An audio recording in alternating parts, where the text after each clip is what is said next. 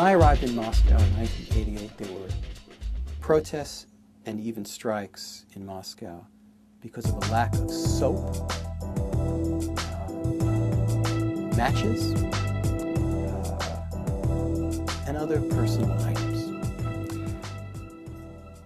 When I was in Moscow a few months ago, outside my hotel, there was the single largest billboard I've ever seen in my entire life.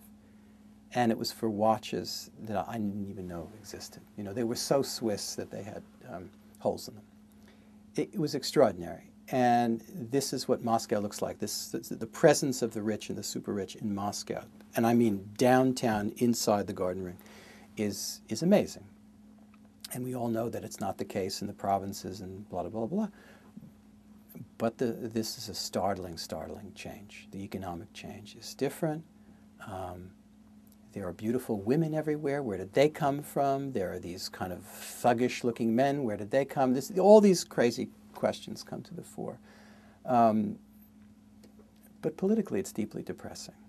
Deeply, deeply depressing, because what you have is an autocracy, full stop. That's what you have. This election is no election. It's a one-party state. It's kind of neo-Soviet. You know, right now there's a movement called Nashi Hours, which is a youth movement that its opponents relate to the Hitler-Jugend. I don't know if I'd go that far, but it's certainly not what we anticipated in 1991, not what one hoped for in 1991. No, you know, I don't find that there's access to the Kremlin. Right now, there's no access to the Kremlin except on special occasions. Time magazine decides to make Putin Man of the Year. They comply with an interview and so on. But I think it's still, for a foreign reporter, quite possible to get around a lot, find out a lot. The books that have resulted, David Hoffman's book, for example, on the oligarchs, is as fine a piece of economic, political reporting as I've seen. It's just the story is radically different.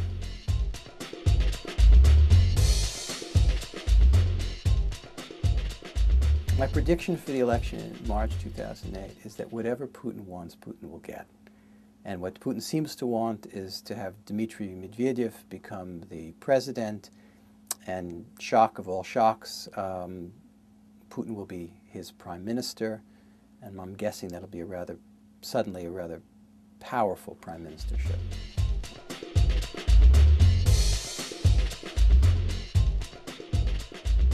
I find that the historical predicament for Russia is such that it makes the establishment of democracy incredibly difficult. But do I think there's something in Russian genetic makeup or blood that somehow mitigates against democratic development? No.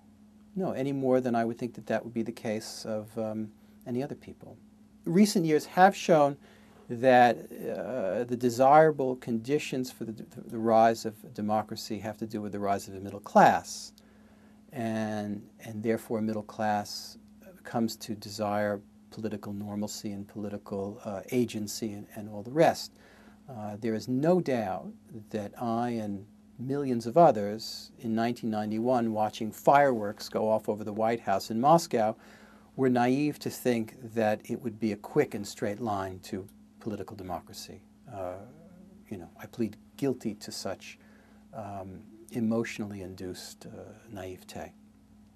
But do I think the only path is the path that's happened? No, I don't believe that as a historical principle at all.